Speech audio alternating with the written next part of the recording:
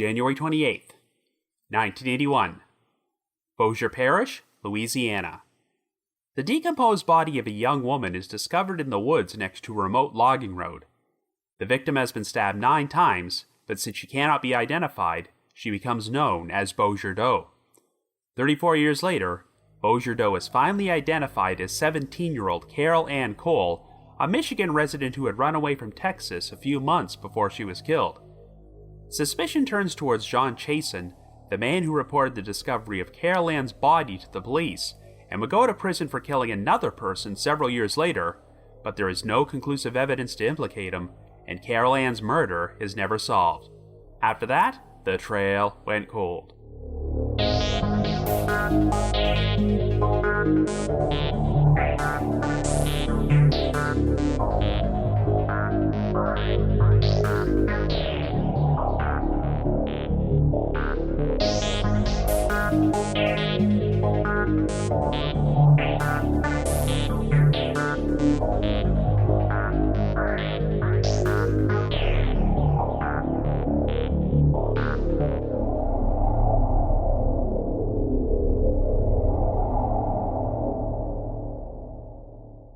Hello everyone, and welcome to our latest episode of The Trail Went Cold.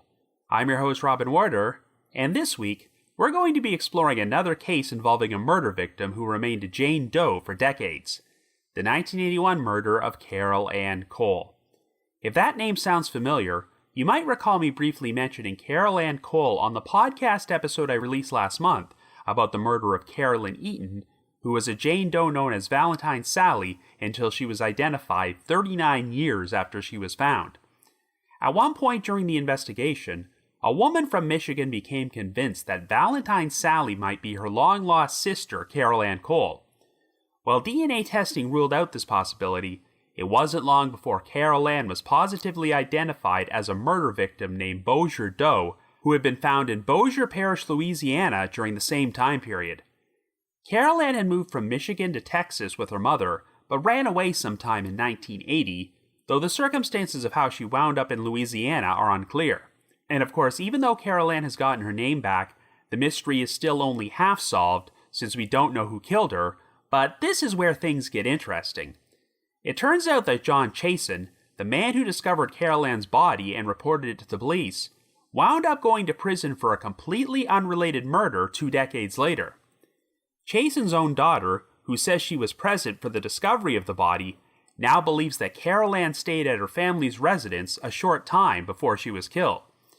She has accused her father of being violent and abusive, and now believes that he may have murdered Carol Ann and intentionally orchestrated the situation for his children to find her.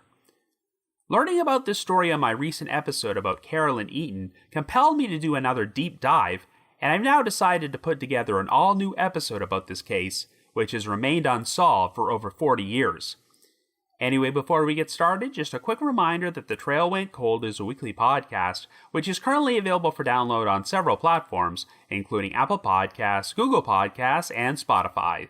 So if you like this podcast, be sure to subscribe to it, and please leave us a rating or review on any of those sites to help spread the word and garner us more exposure. The Trail Went Cold is on Patreon, so if you would like to learn how to support the show, please visit our page at patreon.com/thetrailwentcold. For as little as $1 a month, you can garner access to exclusive rewards, including stickers and thank you cards, early access to episodes, and bonus content. So with all that out of the way, let us now explore the murder of Carol Ann Cole.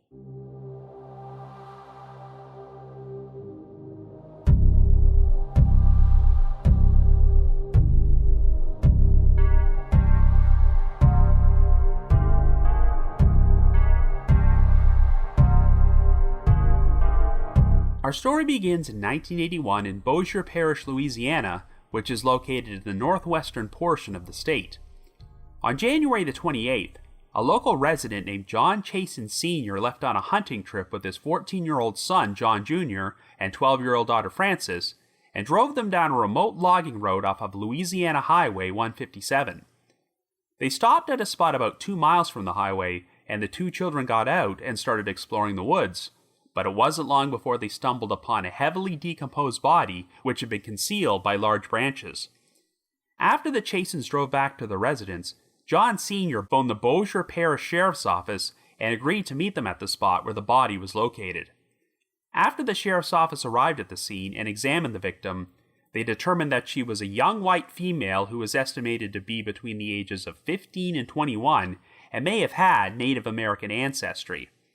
The level of decomposition had rendered her face completely unrecognizable, but investigators were able to determine that she had straight and shoulder-length blonde hair, was around 5'5" or 5'6", and weighed between 125 and 140 pounds. She had been stabbed a total of 9 times in the back and chest, and a kitchen knife was found in the ground next to the top of her head and was believed to be the murder weapon. It was estimated that the victim had been killed about 4 to 6 weeks before she was found, which would have placed her death sometime during December of 1980. The victim's clothing consisted of Levi's brand blue jeans, white men's Fruit of the Loom cotton briefs, a white long-sleeve shirt with pink, yellow, and blue stripes, a white bra, a beige long-sleeve button-up cardigan sweater with a hood, and a brown leather belt with a large silver buckle that read Buffalo Nickel. She also wore white athletic socks with blue and yellow streaks, and a pair of size 7 Avon Goolagong brand tennis shoes with the names Michael Briscoe, David, Risha, and D. Davies written on them. Investigators could find no record of any missing girls matching the victim's description under the name D. Davies, and were unable to figure out the significance of any of these names. It also appeared that the victim wore braces at one point, since she had traces of bonding residue on her teeth, but it seemed apparent that the braces had either been removed by her or someone who was not a professional orthodontist. Investigators attempted to cross-check the victim with the names of missing girls matching her description, but they were unable to identify her, so her body was kept in storage at a morgue and simply became known as Bossier Doe. Well, in January of 1984, it was announced that notorious serial killer Henry Lee Lucas had confessed to Bossier Doe's murder. According to Lucas, he and his longtime partner in crime, Otis Toole, had picked up a young woman hitchhiking alongside Interstate 45 just north of Dallas, Texas, sometime near Christmas of 1980. When they drove to Bossier Parish, Lucas said that he had sex with the woman before he stabbed her to death, and while he claimed he did not know her true identity, she used the nickname Muffin. In addition to his confession, investigators presented Lucas with a bunch of different knives, and he apparently picked out the correct one, which turned out to be the murder weapon. A Bossier Parish grand jury decided to indict Lucas for Bossier Doe's murder, but he was never extradited there to stand trial because by that point, he had already been tried and found guilty of numerous murders in Texas. In fact, he was sentenced to death for the 1979 murder of another Jane Doe known only as Orange Socks, though the victim would be identified as Deborah Jackson decades later. Since the Bossier Parish District Attorney's Office expected Lucas to be executed for that crime, they did not believe there was much purpose bringing him to trial for Bossier Doe's murder. While Lucas's execution never went through, he died in prison in March of 2001. But of course, as I'm sure you're well aware, Lucas gained his notoriety by confessing to hundreds of murders he did not commit and recanting his confessions at a later time. Further investigation has since revealed that Lucas was in Florida during the time period Bossier Doe was killed, so he's pretty much been ruled out as a suspect. Around the same time that Lucas's confession made the news, the Louisiana State University Forensic Anthropology and Computer Enhancement Services Laboratory, aka the LSU FACES Lab, decided to use Bossier Doe's skull to create a 3-dimensional clay model reconstruction of what her face might have looked like. But even though this image was widely circulated, she still could not be identified. By 2009, technology had advanced so much that the LSU FACES Lab decided to create an all-new digital facial reconstruction for the victim, which was believed to be a lot more accurate. While DNA testing was not an option at the time Bossier Doe's body was originally found, a DNA sample would eventually be extracted from the pulp of her teeth, in hopes of using it to make comparisons to missing people who might be her. By February of 2015, the lead investigator on the case was Lieutenant Shannon Mack of the Bossier Parish Sheriff's Office. She had pretty much hit a dead end in regards to attempting to identify Bossier Doe, so in what she described as a move of quote-unquote pure desperation, Lieutenant Mack decided to create a Bossier Doe Facebook page which contained a lot of important information about the case, including the most recent reconstruction of the victim's face from the LSU Faces Lab. Well, this move paid off in a huge way because only 6 days after the Facebook page was launched, he was seen by a 911 operator named Linda Erickson. That very same day, Erickson was browsing a Craigslist page from Shreveport, Louisiana, and came across an ad which had been posted for a missing girl named Carol Ann Cole, who had not been seen since December of 1980. The ad contained a photograph of Carol Ann, and Erickson believed she bore such a striking resemblance to the facial construction of Bossier Doe that she contacted the Bossier Parish Sheriff's Office to share this information. Now, if you heard the episode I released last month about the murder of Carolyn Eaton, you might recall how I mentioned a woman named Linda Phelps who went by the nickname Jeannie. Jeannie lived in Kalamazoo, Michigan, and happened to be the younger sister of Carol Ann Cole and had not heard from her in 34 years. But while surfing the internet, she happened to come across information about an unidentified Jane Doe named Valentine Sally, who had been found murdered in Coconino County, Arizona on February the 14th, 1982.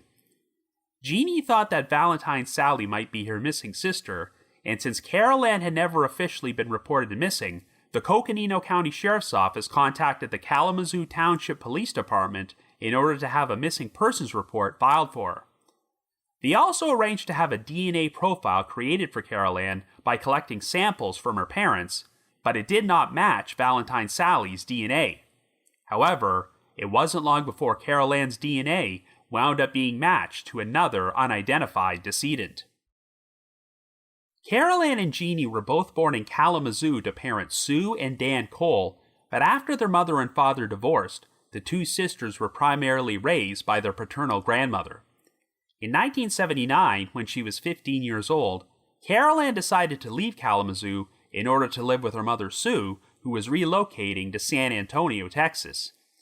But sometime after they arrived, Carol Ann's relationship with her mother seemed to fall apart, as she was apparently very rebellious and often ran away from home. Sue said that they tried counseling to resolve these issues, but when that didn't work, Carol Ann was sent to Austin in May of 1980 and placed in the Peacock Village Home for Girls, which contracted staff from the Palmer Drug Abuse Program. According to her notes in her original file from there, Carol Ann left the home on October the 24th of that year. Sue said she was told by the home that Carol Ann ran away, but since the facility was closing during that time period, it's possible she may have been transferred somewhere. What we do know is that Carol Ann eventually wound up in Shreveport, Louisiana, though the circumstances of how she wound up there are still unknown. During her time in Texas, Carol Ann always remained in constant contact with her sister and grandmother in Michigan, but the last time they heard from her was on December the 13th, 1980, when Carol Ann's grandmother received a collect call from Shreveport. Carol Ann said that she was now staying at a residence on Fairfield Avenue and was babysitting for a family who may have been named Jordan. But after this call, Carol Ann's communication with her family completely ceased. Since Carol Ann's final collect call showed up on her grandmother's phone bill, she eventually decided to phone the number where the call originated from. The individual who answered confirmed that Carol Ann had been staying at the residence, but said that after she left to attend a party, she never came back. Unfortunately, a few years later, a house fire would destroy this phone bill and a lot of the material that Carol Ann's family had collected about her disappearance, so investigators were never able to follow up on many of the leads involving Carol Ann's stay in Shreveport. Sometime in late 1981, the Jordan family apparently sold their home on Fairfield Avenue, and it was later torn down and turned into a business, but no one has ever been able to track this family down and question them about Carol Ann. At the time, Carol Ann's family had no luck convincing law enforcement to perform a proper investigation into her disappearance. Even though Sue Cole told Jeannie that she had filed missing persons reports for Carol Ann with the San Antonio and Shreveport police departments, Jeannie later checked with them and learned they had no record of this. At some point during 1981, Bossier Doe was cross-checked with a list of missing girls from the United States, and Carol Ann's name was on it. But according to notes in the original file, the Bossier Parish coroner ruled Carol Ann out as being the decedent due to what he described as, quote-unquote, numerous differences. Since there was no DNA testing back then, The comparison had to be made with dental records, which were apparently sent to Bossier Parish by Sue, but there's been some confusion about why Carol Ann was excluded as being Bossier Doe. Some sources say that instead of Carol Ann's full x-rays, the coroner only received a dental chart which marked where her cavities were, which wasn't sufficient enough to make a proper identification. However, in recent years, Sue has claimed that she sent her own dental records to Bossier Parish rather than Carol Ann's, which would explain why they didn't match Bossier Doe. Whatever the case, several years passed without Carol Ann's family receiving any answers about what happened to her, and her paternal grandmother died in 2000. Finally, in 2015, Jeannie's best friend, Patty Thorrington, decided to post an ad about Carol Ann's disappearance on a Shreveport-based Craigslist page in an attempt to spread awareness about her case. In an ironic turn of events, Patty mistakenly posted the photo on the sales section of Craigslist rather than the community section, but this is where Linda Erickson happened to see it on the very same day she saw the facial construction of Bossier Doe from her Facebook page and reported these findings to the authorities. Since a DNA profile had already been constructed for Carol Ann in order to compare her with Valentine Sally, the Bossier Parish Sheriff's Office decided to compare it with the DNA profile of Bossier Doe. Well, on March the 5th, the Sheriff's Office held a press conference in which they announced that the DNA matched and Bossier Doe had now been positively identified as Carol Ann Cole, who would have been 17 years old at the time of her murder. Jeannie was present at the press conference, and following the identification, Carol Ann's remains were cremated, and Jeannie would keep some of her ashes in a silver charm which hung from her necklace. Jeannie also started a GoFundMe page in order to cover the costs of a new headstone for her sister. After the money was raised, Carol Ann was finally given a proper funeral service at Maple Grove Cemetery in Comstock Township, Michigan on June the 18th, which just happened to be the birthday of her late grandmother.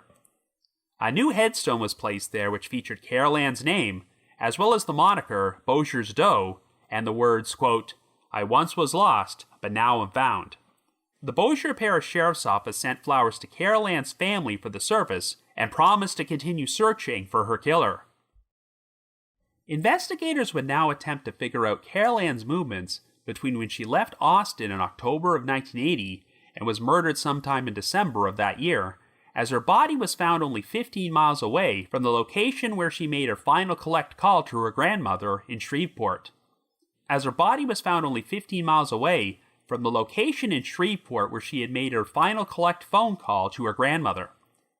Following Carol Ann's identification, Jeannie was given a series of letters that her sister had mailed to her in 1980, but for reasons unknown, they wound up in the possession of their father's former landlord, so this was the first time Jeannie had ever seen them. During these letters, Carol Ann made some disturbing statements about how after she ran away from Texas, she lived with a guy who made her go to bed with his friends. 3 weeks after she moved in with this guy, he threw her out, but even though he took her back 2 days later, he proceeded to physically assault her and punched her so hard that she broke one of her back teeth. However, I do not believe the man mentioned in the letters has ever been identified. Evidence was soon uncovered to suggest that Carol Ann may have spent time at the New Bethany School for Girls, an independent Baptist fundamentalist home where troubled or runaway young girls were sent during the 1970s and 80s. The school was located behind barbed wire fences in a rural area off Louisiana Highway 9 in Arcadia, which is about 50 miles east of Shreveport. The connection was made after a black and white photograph was uncovered, which had been taken at the school sometime in late 1980 and featured a girl sitting in a pew who bore a striking resemblance to Carol Ann.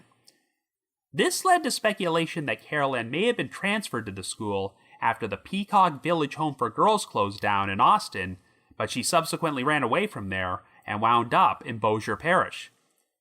The New Bethany School for Girls closed in 2001 and became the subject of controversy after many former residents from the school spoke out and alleged that they were the victims of physical and sexual abuse at the hands of its founder, Mac Ford. After a year-long investigation from the Louisiana State Police, these allegations were heard in front of a grand jury in Bienville Parish, but in January of 2015, they declined to indict Mac Ford, due to the fact that the statute of limitations of these offenses had expired. Ironically enough, Ford died of a heart attack the following month, right around the same time Carol Ann was being identified. One theory is that the names written on Carol Ann's tennis shoes may have been connected to the school, since its residents often have their names written on their clothing and their shoes in marker. Unfortunately, Carol Ann's shoes were no longer available as evidence, since they had been destroyed during a fire at the Bossier Parish coroner's office in 2005. A former resident of the school claimed that when she first arrived there, her braces were removed by someone who was not a professional orthodontist. This could have explained the premature removal of Carol Ann's braces from her own teeth, though her mother recalled that Carol Ann removed them herself while she was still living in Texas. However, no evidence has been found in the school's existing files to indicate that Carol Ann ever spent time there in 1980, and investigators are inclined to believe that it has no connection to her murder. According to Shannon Mack, they were able to find additional photographs of the girl who looked like Carol Ann, which were shot from different angles, and their resemblance was not as strong. Well, the most shocking revelation in the investigation would involve the man who found Carol Ann's body, John Chesson Sr. On February the 17th, 1997, Chesson traveled to Carlos, Louisiana to pay a visit to 74-year-old Lucindy Thibodeau, the former mother-in-law of Chesson's estranged wife Agnes, who had just left him a note indicating her intention to leave him. Even though Agnes was no longer married to Lucindy's son, they continued to maintain a close relationship, so Chesson went to see Lucindy and demanded to know where his wife was. However, things escalated to the point where Chesson attacked Lucindy and slashed her throat, so he was soon arrested and charged with first-degree murder. It would take 5 years for Chesson to go on trial for the crime, since he suffered a heart attack while incarcerated, which required surgery. But in October of 2002, he was finally convicted of second-degree murder and received a sentence of life imprisonment without the possibility of parole at the David Wade Correctional Center. In 2015, John's daughter Frances, who was now going under the surname O'Quinn, came forward to share important information about Carol Ann's case. According to Frances, her father was violent and abusive towards her as she was growing up, and right before he murdered Lucindy, he had informed her that the devil had come to him in a dream and told him to kill someone. When Bossier Doe was identified and Carol Ann's photograph was circulated by the media, Frances became certain that she recognized her as a girl that her father had picked up hitchhiking from a street corner in Shreveport sometime in late 1980. While Frances did not recall her name, she claimed that this girl stayed with her family at their mobile home for about a week, where she helped with the cleaning and even babysat Frances and shared a bed with her. One day, when Frances returned home from school, the girl was gone, but while her father said that the girl's family had stopped by to pick her up, she had left behind a satchel bag she had been carrying, which Frances always found odd. Weeks later, John Sr. suddenly decided to take Frances and her brother, John Jr., out hunting, which she claimed he had never done before. They then drove to the remote logging road next to Highway 157, but when John Sr. parked his truck, he instructed her and John Jr. to walk into the woods in a certain direction, and it wasn't long before they stumbled upon Bossier Doe's body. During a television interview, Frances described the experience by stating, quote, "We panicked, not knowing what it was, screaming. I'm still confused as to where's my dad. Looking back, he's still standing on the road, looking at us." End quote. Since Bossier Doe's face was heavily decomposed, Frances never considered the possibility that she might have been the same girl who stayed at her family's home until she saw Carol Ann's photograph 34 years later and recognized her. He also recalled this girl wearing the same clothing that Carol Ann had worn at the time she was found. In retrospect, Frances now believed that her father may have killed Carol Ann and orchestrated things so that his children would discover her body. When Frances looked at a crime scene photo of the knife which had been stuck in the ground next to the top of Carol Ann's head, she said it remembered a knife she remembered her father keeping on the kitchen counter during that time period. Now, the original police reports only state that John Sr. and John Jr. found the body and make no mention of Frances, but she claims that after her father called the police, he ordered her to stay in the bedroom when they arrived and not talk to them, or else something bad would happen to her. By the time Frances came forward and shared this story, her mother had passed away, but Frances said that she had been out of state during the week the hitchhiker was staying at her family's home and never interacted with her. As for John Chesson Jr., he died by suicide at the age of 42 while living in Arkansas in September of 2008. John Sr. was interviewed in prison multiple times, but denied any involvement in Carol Ann's murder, as well as Frances' story that he had picked up a young female hitchhiker in Shreveport who stayed at his family's home. But even though she was not mentioned in the original police reports, John Sr. did confirm that Frances was present in the woods when they found Carol Ann's body. Frances also took investigators to the spot in Shreveport where she claimed that her father had picked up the hitchhiker, and it turned out to be in close proximity to the residence where Carol Ann made her final phone call to her grandmother. Aside from Frances' story, no direct evidence could be found that John Sr. killed Carol Ann, and he passed away in December of 2016 at the age of 70. While investigators still consider him to be a person of interest, they have stopped short of calling him a suspect. In December of 2021, this case would be profiled on an episode of the Investigation Discovery true crime series Citizen PI. It featured interviews with Jeannie Phelps and her friend Patty Thorrington, but surprisingly, they expressed their skepticism that John Chesson Sr. was responsible for Carol Ann's murder. Instead, they directed some suspicion towards Carol Ann's mother, Sue Cole, who was not very proactive about trying to find her daughter when she went missing, which has caused Jeannie and Patty to believe that Sue may know more about Carol Ann's death than she has let on. But this is all just speculation, and after nearly 43 years, there are still no conclusive answers about who killed Carol Ann Cole. So I guess you could say the trail went cold.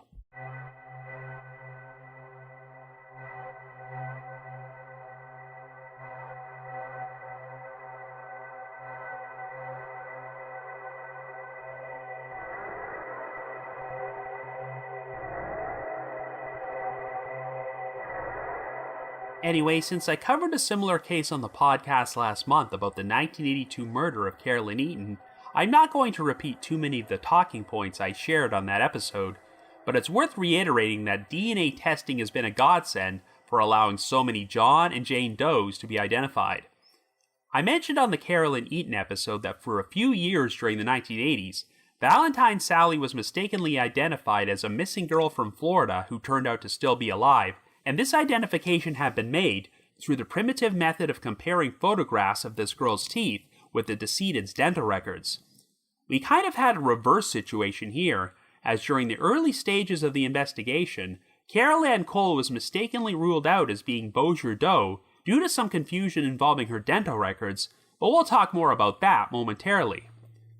Of course, since 2018, genetic genealogy has led to the identification of hundreds of decedents, but even though DNA testing allowed for the identification of Bossier Doe, that took place 3 years before genetic genealogy became a crime-solving tool. This was an example of the right pieces falling into place at the right time, because an online sleuth just happened to visit Bossier Doe's Facebook page and see a Craigslist ad for Carol Ann Cole's disappearance on the exact same day and became convinced they were the same person. And I have to say that the updated facial reconstruction that the LSU Faces Lab created for Bossier Doe in 2009 is one of the most accurate I've ever seen, because when you compare it to photographs of Carol Ann, the resemblance is uncanny. However, it wasn't always this way.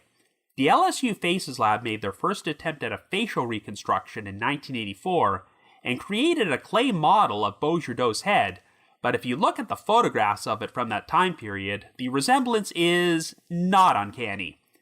In fact, the clay reconstruction is actually quite frightening and almost makes her look like some haggard witch from a horror movie.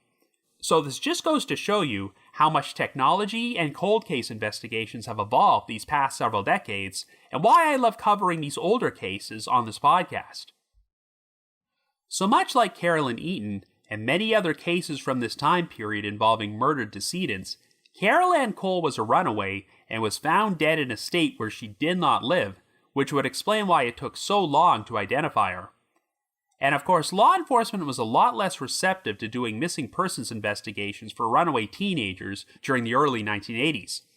A lot of the time, it was assumed that these decedents were loners who did not have family members who cared about them, but that was definitely not the case with Carol Ann, as her paternal grandmother and her sister Jeannie really wanted to find out what happened to her, but often felt powerless to do anything. But now that Carol Ann has finally been identified, the big mystery is figuring out who killed her, and there's still a lot of missing pieces to the puzzle of how she wound up in Bossier Parish to begin with.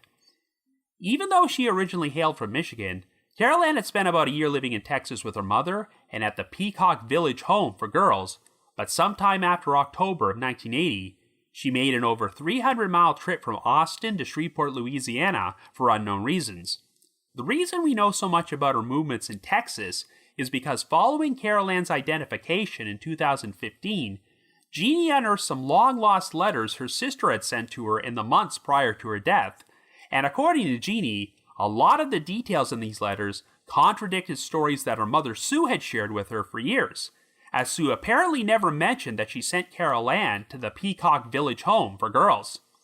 Sue has claimed that she was told by the home that Carol Ann ran away from there, and when this case was featured on an episode of the true crime show Crime Watch Daily in 2015, Sue agreed to be interviewed and said that Carol Ann did phone her after she arrived in Shreveport. While Sue maintained that she told Carol Ann that she was welcome to come back home if she wanted to, it sounds like Jeannie has since developed some skepticism about her mother's version of events, but we'll get back to this later on. During these letters that Jeannie uncovered, Carol Ann wrote about living with a guy after she left Austin who physically abused her and eventually kicked her out. Under normal circumstances, this guy might seem like a very promising suspect in her murder, but unfortunately, no other details were shared about him, so there really isn't much to go on. All we do know is that Carol Ann made at least one phone call to her family from Shreveport, where she claimed that she was living with and babysitting for a family named Jordan, but they later told Carol Ann's grandmother that she left their residence to attend a party and never came back. Once again, you could assume that this family potentially played a role in Carol Ann's murder, but since they were never tracked down or questioned, we have no further details to go on. Aside from Francis O'Quinn, it does not sound like investigators have been able to find any witnesses who recall having seen or interacted with Carol Ann in Shreveport or Bossier Parish in 1980. So before we start exploring more logical theories, we have to at least discuss the potential involvement of Henry Lee Lucas, who not only confessed to Carol Ann's murder, but was even indicted for the crime as well. I have probably mentioned Henry Lee Lucas's name more than any other serial killer on this podcast, not because I have a great desire to talk about him, but because if I cover any crimes which occurred in the southern United States during the late 1970s or early 1980s, there's a better than average chance that Lucas confessed to them at some point. And of course, this was all made possible by a number of law enforcement agencies who were anxious to get some unsolved homicides off their books, and were more than happy to let Lucas take the rap for them, even if there was no corroborating evidence besides his own confessions. It's been reported that Lucas shared details about Carol Ann's murder that only the killer should have known, and even managed to pick out the correct knife, which was the murder weapon, but we now know that investigators often fed Lucas details about these crimes before he confessed to them. It's also worth noting that in addition to this crime, Lucas was also indicted by a Bossier Parish grand jury for the murder of 48-year-old Dolly Dement, who was found next to some railroad tracks in Bossier City on October the 29th, 1978. Once again, the only real evidence against Lucas was his own confession, and he was never extradited to Bossier Parish to stand trial for Carol Ann or Dolly's murders.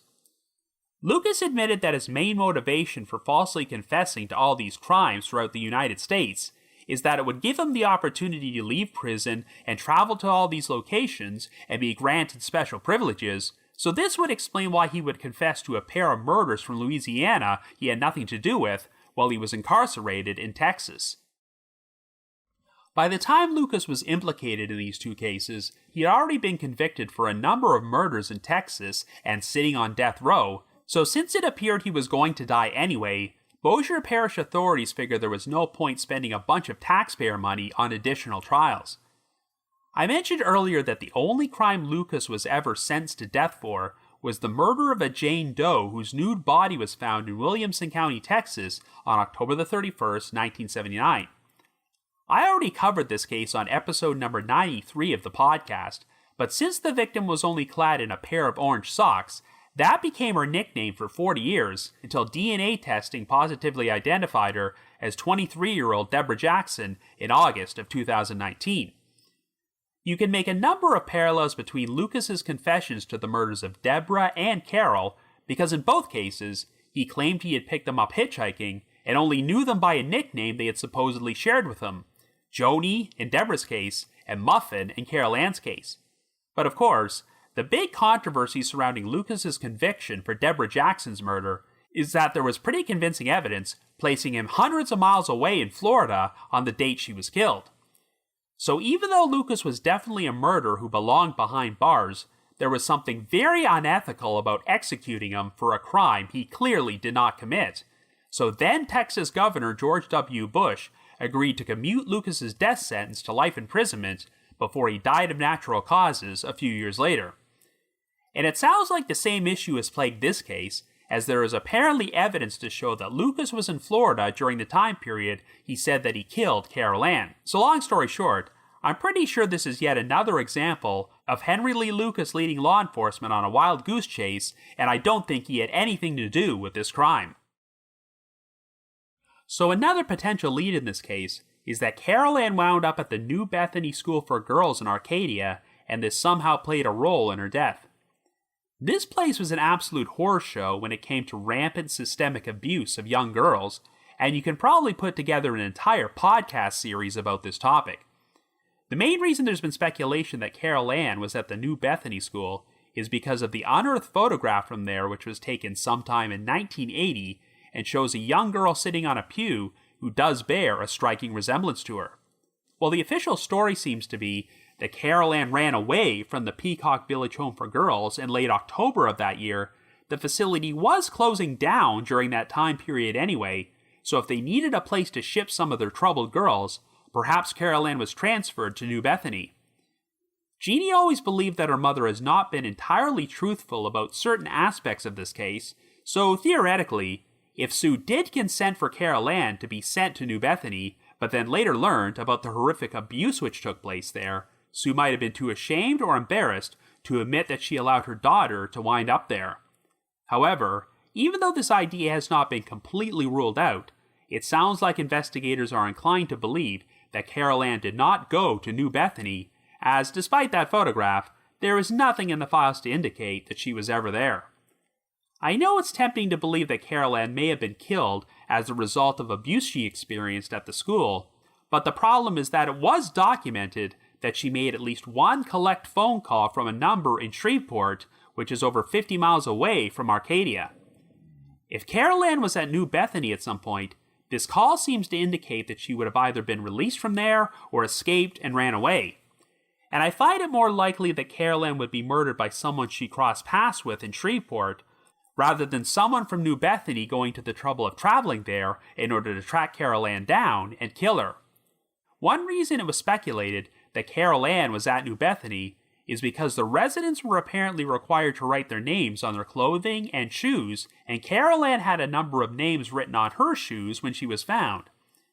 But I'm not sure this is a relevant comparison, because New Bethany residents were told to write their own names, whereas completely different names, such as Michael Briscoe, David, Risha, and D. Davies, were on Carol Ann's shoes. As far as I can tell, this is still an unresolved aspect of this case, as I don't believe investigators have ever found anyone under those names with a known connection to Carol Ann. For all we know, perhaps Michael Briscoe or David or D. Davies might be the name of this abusive guy that Carol Ann mentioned in her letters. But if any of these individuals could be identified or interviewed, they might provide some insight into Carol Ann's whereabouts during that 2-month window of time when she is unaccounted for. Regardless of who the killer was, it seems very likely that Carol Ann was murdered sometime in mid to late December of 1980, since she was estimated to have been dead at least 4 to 6 weeks when her body was found in January of 1981. And that leads us to the person who is most suspected of being responsible for her death, and that's John Chesson Sr. Now, I have to admit that when I first became familiar with this case, I instantly believed that Chesson was the perpetrator, as it seemed like quite a coincidence that he would discover Carol Ann's body and then go to prison for another murder 2 decades later. However, when I watched the Citizen PI episode, which aired in 2021, I was quite surprised to see Jeannie and her friend Patty Thorington express their belief that Chesson did not kill Carol Ann and that his daughter, Frances O'Quinn, was not credible. Admittedly, the only evidence that Chesson had any contact with Carol Ann prior to her death is Frances's word, as she claimed that her father picked up Carol Ann hitchhiking and let her stay with his family for a week before she abruptly disappeared. And anyone else who could corroborate Frances's story, such as her mother and her brother, John Jr., are now deceased. I know it's become a bit of a cliche in true crime circles that killers sometimes like to return to the scene of their crimes and even be the person who reports said crime to the authorities. This is exactly what Frances believes happened, as she said that her father made the very unusual decision to take her and her brother hunting, and lo and behold, they wound up stumbling across Carol Ann's body very quickly while John Sr. just hung back at his truck. Based on a recollection of his behavior, Frances believed that her father knew exactly what he was doing, and if she's being truthful, it's incredibly messed up that he would intentionally subject his children to the trauma of finding a victim who he had killed. But since Frances described her father as being violent and abusive while she was growing up, it sounds like this sort of thing would be par for the course for someone like him. If police believed he was involved in the murder, John Sr. could simply say, "Do you honestly think I would intentionally do something like this to my own children?" In a sense, if John Sr. orchestrated everything this way, then his strategy did technically work, as I do not think he was ever considered to be a person of interest until after Carol Ann was identified 34 years later. During her Citizen PI interview, Patty said she did not consider Frances's account to be credible because there were a number of inconsistencies in her story. For instance, the original police reports do not mention Frances being at the scene for the discovery of Carol Ann's body, but Frances's explanation for this is that her father ordered her not to speak to the police or tell them she had been there. Frances also apparently claimed that she stood in Carol Ann's chest cavity when she found her body, but Patty said that the original autopsy report refutes this. However, the lead investigator, Shannon Mack, was also interviewed on Citizen PI, and she said she personally believes that Frances is not lying, and given that she's a police officer who often deals with people who lie, this does hold some weight. Mack also says that when she asked Frances to point out the spot in Shreveport where her father picked up Carol Ann hitchhiking, it was near the location where Carol Ann made her final phone call to her grandmother, a piece of information which Frances could not have known at that time. If Carol Ann had been babysitting for a family in Shreveport, but decided she wanted to move on for some reason, it makes sense that she would attempt to hitch a ride and possibly accept Chesson's offer to stay at his mobile home. From the interviews I've seen with Frances, I do think she sounds sincere when she's sharing her story, and if there were inconsistencies, this may have something to do with the fact that she suffered through an abusive childhood and may have repressed some of her memories due to the trauma. After all, Frances didn't even consider the possibility that the body she found was the same girl who had stayed at her home until she saw Carol Ann's photo 34 years later. But even if Frances is telling the truth, could her memory of this girl still be reliable after all that time? If Chesson was guilty of this murder, you may be wondering why he would direct his children to find Carol Ann in the first place, since there was nothing else to tie him to her death, and given that her body had remained undiscovered in that remote location for weeks, it's possible she never would have been found if he did not do this. Frances's theory is that her father may have had a guilty conscience about the whole thing, but made a calculated decision not to inform the authorities until after the decomposition rendered her unrecognizable. Chesson also denied any involvement in the murder until his own death, even though he was already serving a life sentence without the possibility of parole, and had nothing to lose by confessing. But as we've already seen with people like Henry Lee Lucas, convicted murderers will often toy with the authorities when they're behind bars by either confessing to crimes they didn't commit or refusing to confess their involvement in other crimes they did commit. I think the main reason that Jeannie and Patty are skeptical of Chesson's involvement is because they have their own suspicions about Sue Cole. I don't believe they think Sue personally killed Carol Ann per se, as she was living in Texas, and there's nothing to indicate that she traveled all the way to Louisiana to commit murder. But Jeannie feels her mother may know more about Carol Ann's death than she has ever let on, and has always been bothered about the lack of urgency Sue displayed about the disappearance of her daughter. Sue apparently never filed any missing persons report for Carol Ann, and she actually moved from Texas back to Michigan in 1981. While Sue said that she did this to care for her own dying mother, who later passed away of cervical cancer, Jeannie still found it strange that she would do this without finding out what happened to Carol Ann. I think the most troubling discrepancy is that Sue failed to provide the proper dental records to the Bossier Parish coroner's office, which is why Carol Ann was mistakenly ruled out as being Bossier Doe. The big aha moment in the Citizen PI episode is a phone conversation where Sue tells Jeannie that she sent her own dental records to the authorities in 1981 rather than Carol Ann's. That would certainly explain why she wasn't properly identified, but this seems like a very odd misunderstanding, because why would Sue believe that the coroner needed her own dental records? This is why Jeannie and Patty suspected that Sue may have sent the wrong dental records on purpose to prevent the identification. But if so, what is she trying to hide? Given that Carol Ann was primarily raised by her paternal grandmother, I get the impression that she never had the closest relationship with her own mother, so perhaps the lack of urgency and emotion that Sue displayed about Carol Ann's disappearance and death may be the result of indifference rather than outright complicity. In spite of these misgivings about Sue, I still personally believe that John Chesson being Carol Ann's killer is the most logical theory.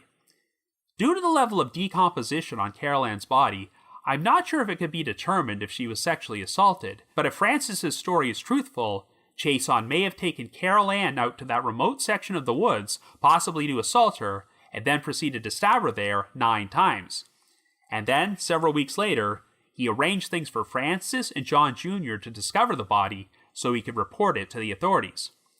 But I do acknowledge that other than Francis's account, there is no direct evidence to implicate Chesson, which is why he was only named as a person of interest by law enforcement rather than a full-fledged suspect. Shannon Mack has stated that in her gut, she does feel that Chesson had something to do with the murder, but without any conclusive evidence, she still has to explore alternate possibilities. Since Chesson is now deceased, and I don't believe there was any of the killer's DNA found at the murder scene, it may be hard to link him to this crime after all these years. If Chesson was the killer, it is sad that he wound up murdering another victim, Lucindy Thibodeau, but at least it meant he got to spend the last 2 decades of his life in prison. I'm glad that Carol Ann finally got her name back after 34 years, and her family received some answers about what happened to her, but this case is not going to be completely resolved unless we can prove who was responsible for her death. So if you happen to have any information on the murder of Carol Ann Cole, please contact the Bossier Parish Sheriff's Office at 318-965-2203. That's 318-965-2203.